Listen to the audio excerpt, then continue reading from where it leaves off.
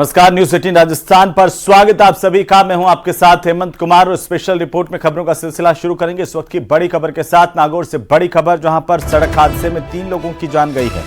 खींवसर इलाके के टांकला के पास में यह सड़क हादसा हुआ है। भीषण सड़क हादसा जिसमें बोलेरो और ट्रक में जोरदार टक्कर हुई है।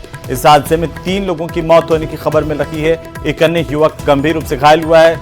घायल को खींवसर के राजकीय अस्पताल ले जाया गया, जहां पर उसका इलाज शुरू किया गया है। मृतकों के शवों को अस्पताल की मोर्चरी में रखवाया गया है। खींवसर पुलिस मौके पर मौजूद है और तस्वीरें आपकी टीवी स्क्रीन पर। तो वहीं सीबीआई जांच की मांग की। नीट यूजी 2024 के नतीजों पर विवाद बढ़ रहा है। देश भर में नीट का एग्जाम देने वाले छात्र सड़कों पर उतरकर प्रदर्शन कर रहे हैं। परीक्षा में धांधली के आरोपों की सीबीआई जांच की मांग की जा रही है, लेकिन इस विवाद की वजह से नीट यूजी 2024 का एग्जाम देने वाले करीब 23 लाख छात्रों का भविष्य अधर में लटक गया है। रिपोर्ट देखिए। मार्कशीट के माध्यम से पेपर लीक हो सकते हैं, एग्जाम सेंटर में चीटिंग हो सकती है, तो नेट के एग्जाम में क्यों नहीं होगी? एज अ नेट एस्पिरेंट मुझे भी यह डर लग रहा है कि जब नीट में हो रहा है तो नेट में क्यों नहीं होगा। लेकिन उसकी अच्छे से पार्शियलिटी कर रहे हैं, उसमें किसी को ज़्यादा किसी को कम ग्रेस देकर टॉपर लाना, तो फिर हम कैसे अपना फ्यूचर देखें और कैसे एग्जाम देने का सोचें। देश भर में बवाल मचने के बाद नीट एग्जाम आयोजित करने वाली एजेंसी एनटीए यानी नेशनल टेस्टिंग एजेंसी ने सफाई भी दी। इशू जो है केवल 1600 लोगों का है। ये 23 लाख जो बच्चे अपीयर हुए थे, 24 लाख में से 23 लाख बच्चे जो कुछ अपीयर हुए थे, इसमें से केवल 1600 बच्चों का इशू है। 4750 सेंटर के बजाय ये 6 सेंटर का इशू है। तो हम इसको एग्जामिन कर रहे हैं और इसको हमारी कमेटी एग्जामिन करेगी और उसके ऊपर जो रिकमेंडेशंस आएंगी उसके ऊपर फिर हम निर्णय लेंगे। नीट 2024 के नतीजों पर विवाद ने मेडिकल एजुकेशन के भविष्य पर नई बहस शुरू कर दी है।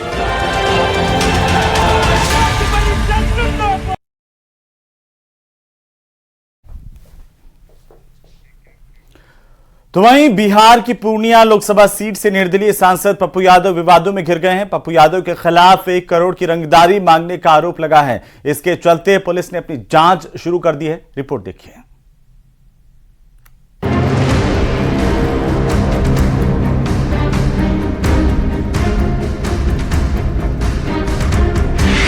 सांसद पप्पू यादव के खिलाफ एफआईआर। कारोबारी से 1 करोड़ की रंगदारी मांगने का आरोप। पप्पू यादव के खिलाफ साजिश या सच? पूर्णिया से निर्दलीय चुनाव जीतने वाले सांसद पप्पू यादव पर संगीन आरोप लगा है। फर्नीचर कारोबारी राजा कुमार ने पप्पू यादव और उनके सहयोगी अमित यादव पर रंगदारी मांगने का आरोप लगाया है। जिसमें इलेक्शन का रिजल्ट आया 4 तारीख को रात में 10:31 पे कॉल किया और बोला कि अब तुम जो बोले थे नहीं दिए हो तो अब 1 का व्यवस्था करो, 1 करोड़ का, नहीं तो पूर्णिया 5 साल छोड़ दो, नहीं तो गेट से बाहर मत निकलो। किसने बोला ये? अमित यादव। अमित कौन है?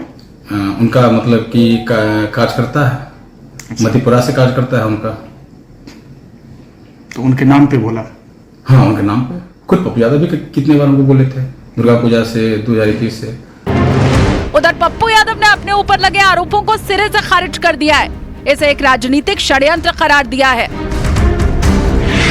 देश प्रदेश की राजनीति में मेरे बढ़ते प्रभाव और आम लोगों के बढ़ते स्नेह से परेशान लोगों ने आज पूर्णिया में घृणित षड्यंत्र रचा है। एक अधिकारियों और विरोधियों की साजिश को बेनकाब करेंगे। सुप्रीम कोर्ट के अधीन इसकी निष्पक्ष जांच करवाई जाए। जो दोषी हो उसे फांसी दे दें। फिलहाल इस मामले में नवनिर्वाचित सांसद पप्पू यादव पर धारा 385, 504, 506 और आईपीसी की धारा 34 के तहत एफआईआर दर्ज की गई है और पूर्णिया पुलिस दूध का दूध और पानी का पानी करने में जुट गई है।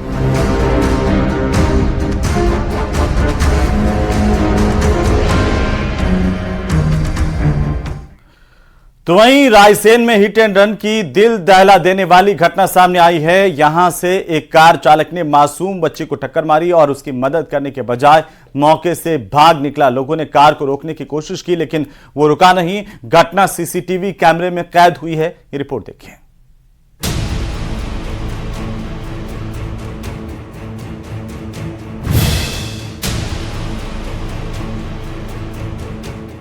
ये तस्वीरें दिल दहला देने वाली है।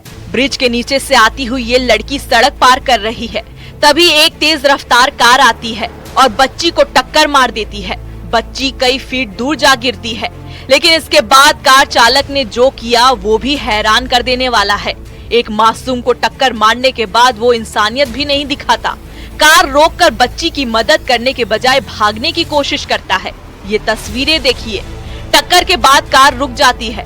इस दौरान कुछ लोग भी मौके पर पहुंच जाते हैं और कार को रोकने की कोशिश कर रहे हैं। कार चालक गेट खोलता भी है, लेकिन फिर फौरन कार का गेट बंद कर लेता है।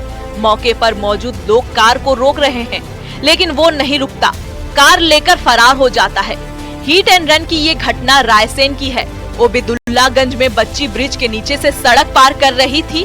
उस दौरान कार ने इसे टक्कर मारी। गनीमत रही कि हादसे में बच्ची को मामूली चोट आई, उसकी जान बच गई, लेकिन कार चालक मदद करने के बजाय भाग गया। पुलिस आरोपी कार चालक की तलाश में जुटी है। दिनेश यादव, न्यूज़ 18, रायसेन।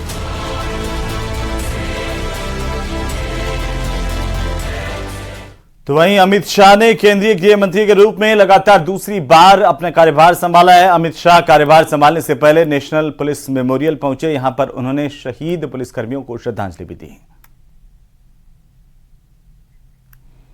तो आपको बता दें कि मोदी सरकार की तरफ से अब तीसरा कार्यकाल शुरू हो गया है और इसके तहत जहां पहले मंत्रियों को शपथ दिलाई गई, उसके बाद लगातार कार्यभार ग्रहण करने का सिलसिला चला और 3 अलग अलग तस्वीरें हैं जब केंद्रीय गृह मंत्री के तौर पर अमित शाह ने एक बार फिर से अपना कार्यभार संभाला। उन्होंने पुलिस मेमोरियल पर जाकर के शहीद पुलिसकर्मियों को श्रद्धांजलि अर्पित की। अमित शाह का इस दौरान ऑफिस पहुंचने पर स्वागत किया गया और जब कार्यभार संभालने पहुंचे उन्होंने अपना कार्यभार संभाला है। संकेत संदेश यही है कि 100 दिन की कार्य योजना के तौर पर राष्ट्र को आगे बढ़ाने का काम सरकार ने शुरू कर दिया है।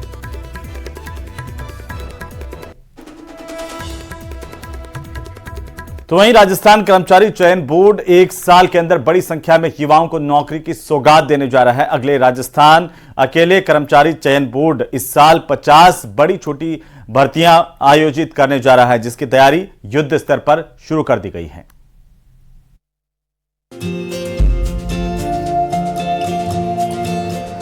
युवाओं के लिए आने वाला साल रोजगार से भरपूर होने जा रहा है, क्योंकि राजस्थान कर्मचारी चयन बोर्ड आने वाले दिनों में 50 से ज्यादा भर्ती परीक्षाओं का आयोजन करने जा रहा है, जिसके जरिए 50,000 से ज्यादा युवाओं को रोजगार देने का प्लान बनाया गया है।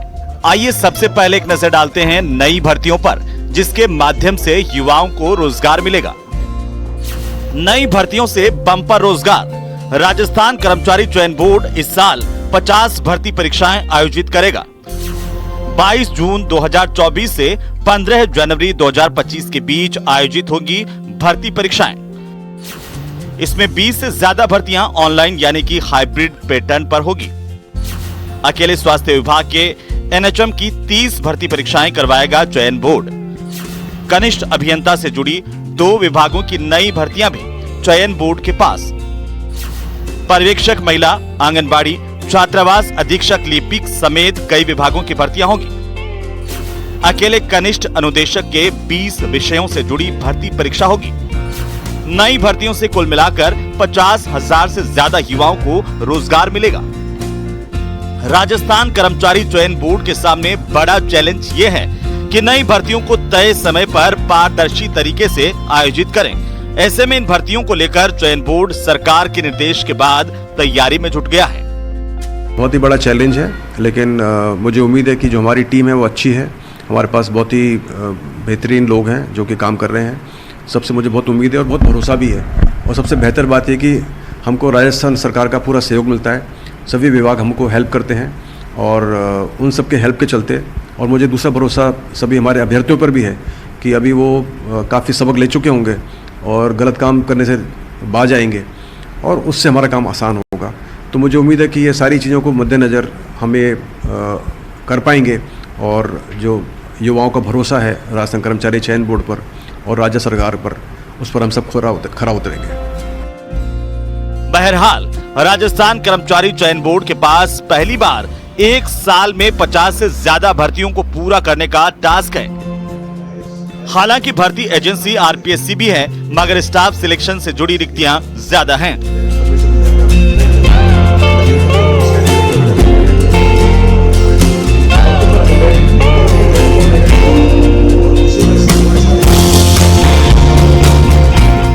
कर्मचारी चयन बोर्ड के सामने बड़ा चैलेंज होगा पेपर लीक से लेकर के तमाम तरह की गड़बड़ियों को रोकते हुए पारदर्शी तरीके से इन परीक्षाओं को आयोजित करना। और सफलतापूर्वक अगर ये परीक्षाएं आयोजित होती है तो राजस्थान कर्मचारी चयन बोर्ड एक साल में 50 से ज़्यादा भर्तियों का न केवल रिकॉर्ड बनाएगा बल्कि 50,000 से ज़्यादा राजस्थान के युवाओं को रोजगार भी सीधे तौर पर मिल सकेगा। कैमरा पर्सन दिलीप चेची के साथ लवली वधवा, न्यूज़ 18 जयपुर। और इसी बीच राजधानी जयपुर से बड़ी खबर आ रही है, जहां पर 20 जिलों में मौसम बदलने के आसार हैं और अगले 3 घंटों का मौसम अलर्ट मौसम विभाग की तरफ से जारी किया गया है, जिसमें उदयपुर, डूंगरपुर, बांसवाड़ा, प्रतापगढ़, अजमेर, भीलवाड़ा, चित्तौड़, जालोर और राजसमंद के साथ साथ सिरोही, जयपुर, टोंक, बूंदी, कोटा, नागौर, अजमेर, पाली, बीकानेर, जैसलमेर में मेघ गर्जना, आंधी और बारिश के आसार हैं। कई इलाकों में ओलावृष्टि भी हो सकती है। 20 जिलों को लेकर के मौसम बदलने के आसार मौसम विभाग की ओर से जाहिर किए गए हैं। आंधी और बारिश हो सकती है इन 20 जिलों में, जिनको लेकर के अलर्ट जारी किया गया है। तो यह बड़ी खबर मौसम विभाग से आ रही है।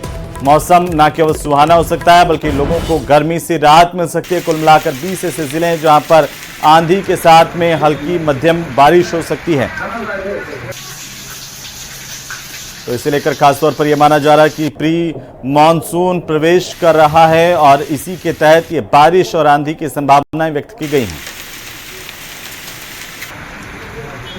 तो वहीं मध्य प्रदेश के भोजशाला में एएसआई का सर्वे जारी है। भोजशाला में पिछले 81 दिनों से एएसआई का सर्वे चल रहा है, जिसमें 80 और 81वें दिन की खुदाई में एएसआई को कई अहम सबूत मिलने का दावा किया जा रहा है और ये सबूत मिलने से हिंदू पक्ष के लोग काफी उत्साहित हैं।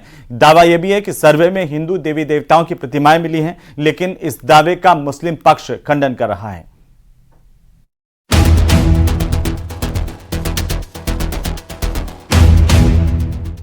भोजशाला के गर्भगृह में मिल गई देवी। खुदाई में निकली ब्रह्मा, गणेश, हनुमान की मूर्तियां। हिंदू देवी देवताओं से जुड़े कई सबूत मिलने का दावा। मध्य प्रदेश के धार जिले में मौजूद ऐतिहासिक भोजशाला एएसआई के साइंटिफिक सर्वे में अब तक के सबसे बड़े सबूत मिलने का पर्दाफाश हुआ है। यहाँ सर्वे के 80 और 81वें दिन गर्भगृह और दूसरे कमरों में खुदाई के दौरान सनातन परंपरा से जुड़े कई प्राचीन अवशेष मिलने का दावा किया जा रहा है। हिंदू पक्ष का दावा है कि भोजशाला के गर्भगृह के पास एक बंद पड़े कमरे को खोला गया, जहां जीपीआर मशीन की जांच के बाद खुदाई की गई तो उसमें गणेश और देवी वाग्देवी की खंडित प्रतिमाएं निकली। साथ ही ब्रह्मा जी की प्रतिमा, कछुआ और कमल के फूल के शिलालेख समेत 79 अवशेष मिले।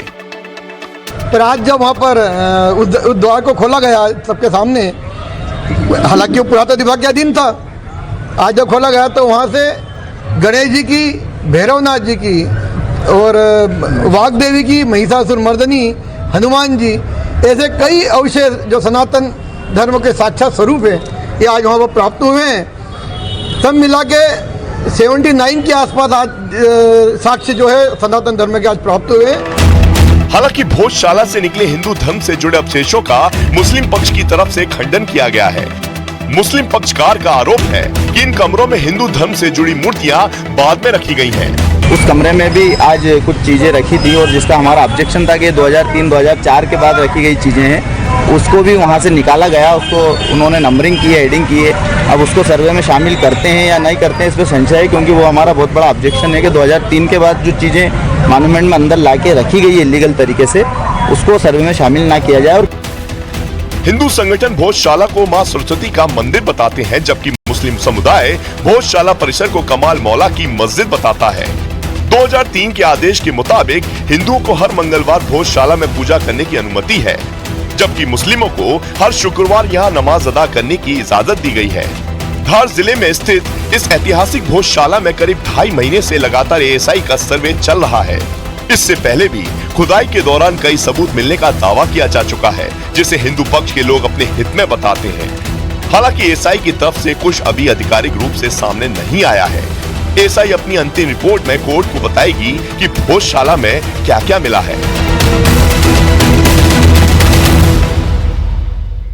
और इसी बीच राजधानी जयपुर से बड़ी खबर मिल रही है, जहां पर शुद्ध आहार मिलावट पर वार अभियान के तहत क्राइम ब्रांच की सूचना के आधार पर कार्रवाई की गई है। Shri Annu milk product limited पर यह बड़ी कार्रवाई है। घी बनाकर के बेचे जाने पर दबिश दी गई है।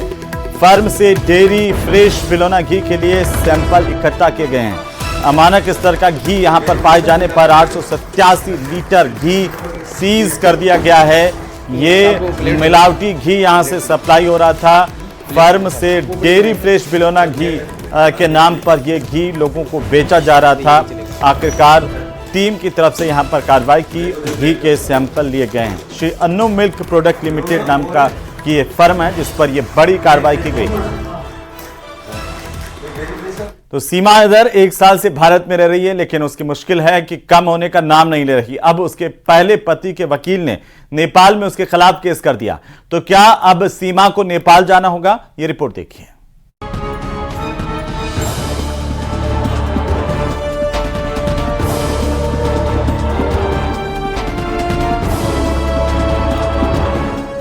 जब से सीमा हैदर भारत में रहने आई है तभी से उसकी जिंदगी में काफी उथल पुथल मची हुई है। उसकी एक परेशानी खत्म होती है तो दूसरी शुरू हो जाती है। पाकिस्तान में बैठा उसका पहला पति गुलाम हैदर उस पर एक के बाद एक केस करता जा रहा है। गाजियाबाद, ग्रेटर नोएडा, पानीपत के बाद अब एक और केस दर्ज किया गया है जो भारत से बाहर का है। गुलाम हैदर के वकील मोमिन मलिक ने नेपाल में सचिन मीणा और सीमा हैदर के खिलाफ केस दर्ज कराया है, जिसमें दोनों पर गुलाम हैदर के 4 बच्चों को बंधक बनाने और उसका धर्म परिवर्तन कराने का आरोप है।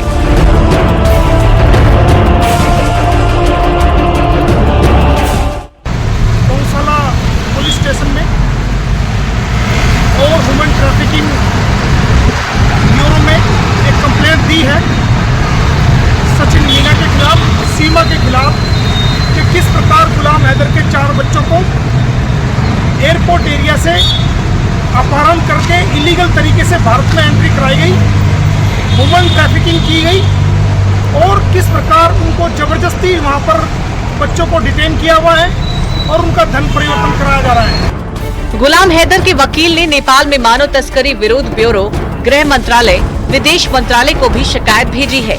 गुलाम हैदर सोशल मीडिया पर लगातार एक्टिव है। वो सीमा पर पूरी तरह हमलावर है। गुलाम यही चाहता है कि सीमा भी किसी तरह जेल की सलाखों के पीछे पहुंच जाए, इसलिए उसके वकील नेपाल भी पहुंच गए।